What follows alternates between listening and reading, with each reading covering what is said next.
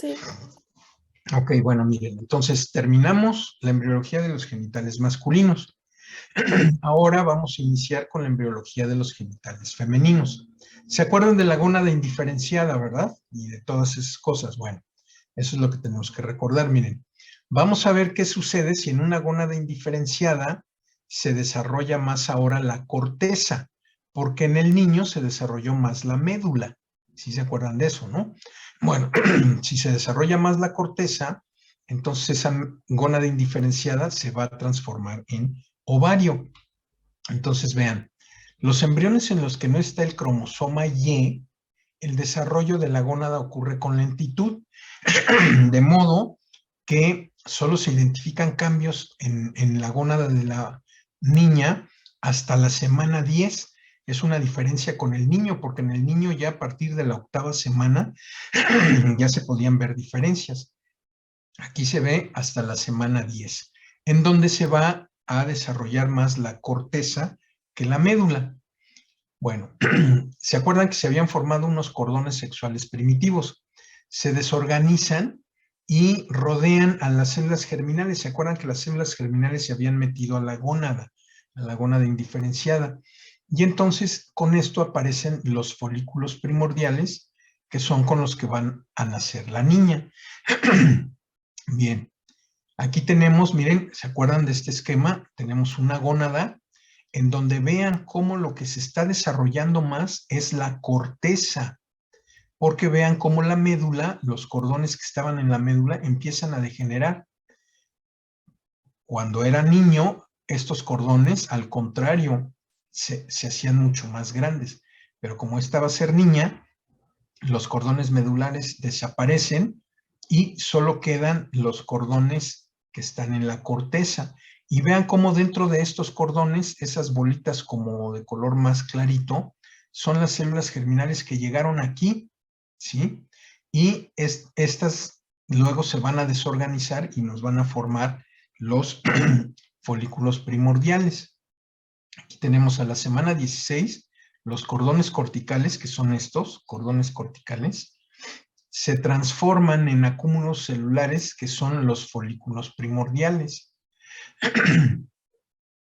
los cuales consisten en una ovogonia rodeada de células germinales en una sola capa. Vean, aquí tenemos la imagen. Bueno, primero me regreso. Vean cómo los cordones tienen dentro células germinales primordiales. Y ya después se desorganizan estos cordones y quedan así como aislados, en donde tienen adentro una célula germinal primordial rodeada de células foliculares. A esto, cada estructura se llama folículo primordial. Con esto es con lo que nacen las niñas, con folículos primordiales. Vean, ¿de dónde viene la ovogonia? Ah, pues la ovogonia antes era una célula germinal. ¿Y de dónde vienen las células foliculares? Estas células que están en amarillito vienen de lo que antes eran los cordones, lo que aquí está de color oscuro. Y entonces, entre las dos, entre las células foliculares y la ovogonia, nos forman los folículos primordiales. Ahora fíjense, en etapa fetal, todas las ovogonias se entran en división y forman miles y miles y se van a diferenciar en ovocitos primarios. De ahí se van a quedar detenidos en profase de la primera división meiótica. O sea que dentro de los folículos primordiales hay un ovocito primario detenido en profase de la primera división meiótica. Cuando veamos fisiología, vamos a ver por qué van cambiando estas células, pero ahorita lo que tienen que saber es que los folículos primordiales tienen adentro un ovocito primario detenido en profase de la primera división meiótica, rodeado de una sola capa de células foliculares. Y aquí tenemos el resumen de la embriología del resumen, digo, de la embriología del ovario. ¿Se acuerdan que la gónada indiferenciada tenía tres cosas, ¿no? El epitelio celómico, el mesénquima subyacente y las células germinales. Pues aquí podemos ver qué nos da el epitelio celómico. Miren, el epitelio celómico nos va a formar los cordones sexuales primitivos y después los cordones sexuales corticales. Y estos cordones nos van a dar las células foliculares. Además, el epitelio celómico nos va a dar el epitelio germinativo y la túnica albuginea del ovario. Recuerden que, bueno, esto todavía no lo vemos, pero el ovario está rodeado de un epitelio que se llama epitelio germinativo y también tiene una túnica albuginea como el testículo. Luego el mesénquima subyacente, que es lo que nos va a desarrollar, pues el estroma ovárico. Y las células germinales se van a transformar en ovogonias que van a iniciar la serie germinal.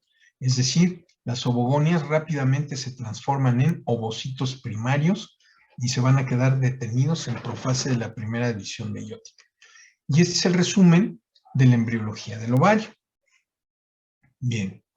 Ahora vamos a ver cómo se forma el resto de los genitales femeninos. Miren, aquí tenemos, en este caso, ¿se acuerdan que también hay una etapa indiferenciada en donde, aunque sea niño o niña, tienen dos conductos?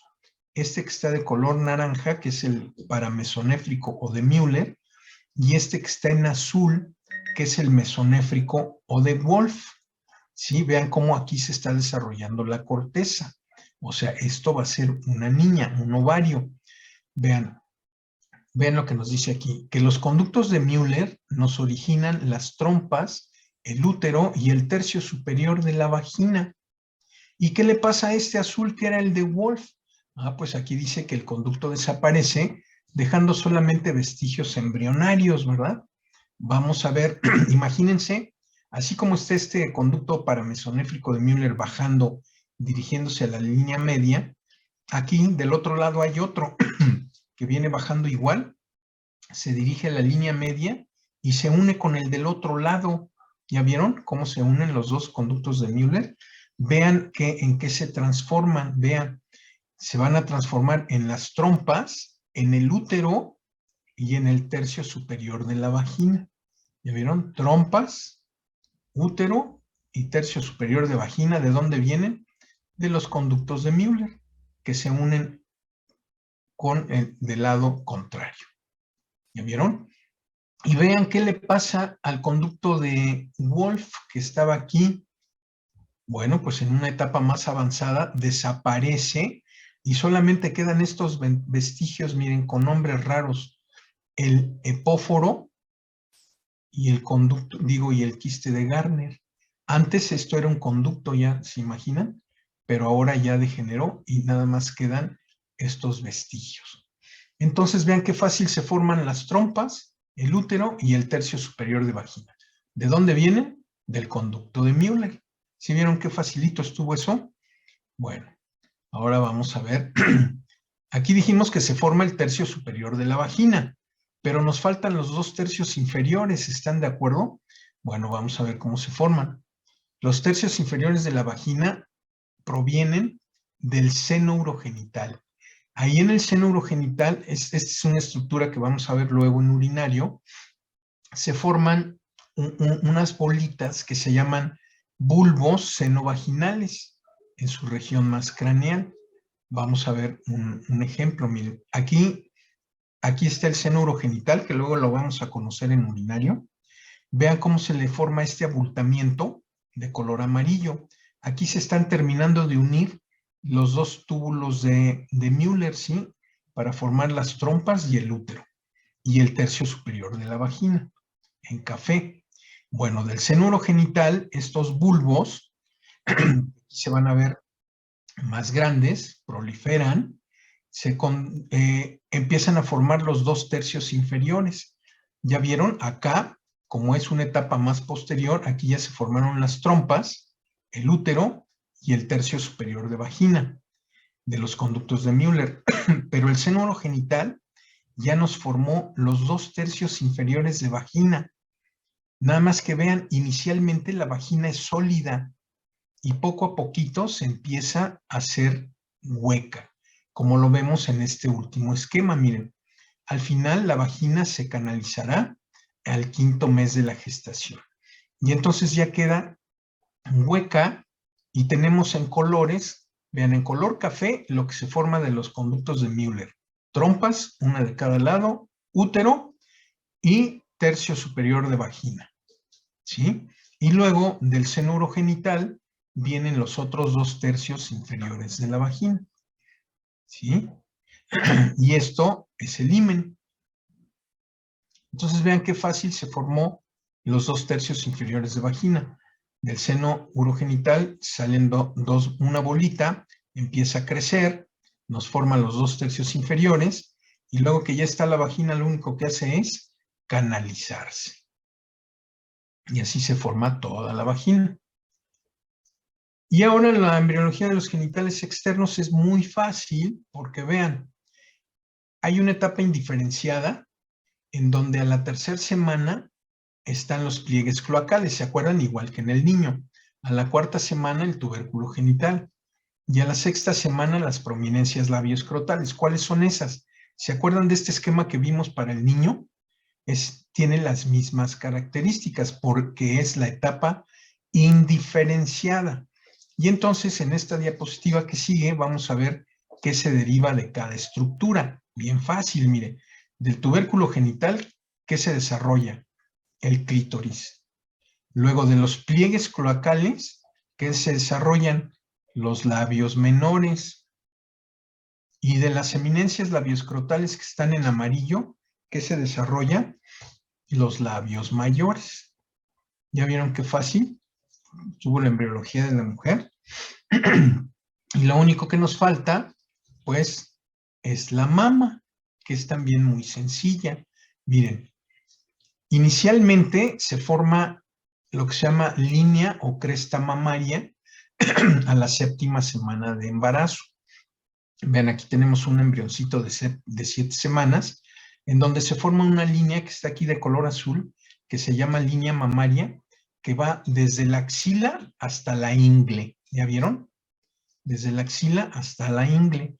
Pero conforme empieza a crecer el embrioncito, empieza a desaparecer la línea y solo se va a quedar un par de puntitos que van a corresponder a los pezones en un futuro. ¿Ya se dieron cuenta? Todo lo demás debe de desaparecer. Aquí todavía hay varios pezones, ¿verdad? E incluso hasta la ingle. Pero en etapas posteriores nada más van a quedar estos 2 de arriba, ¿sí? Y vamos a ver qué le pasa a estos pezoncitos que son embriológicos, ¿verdad?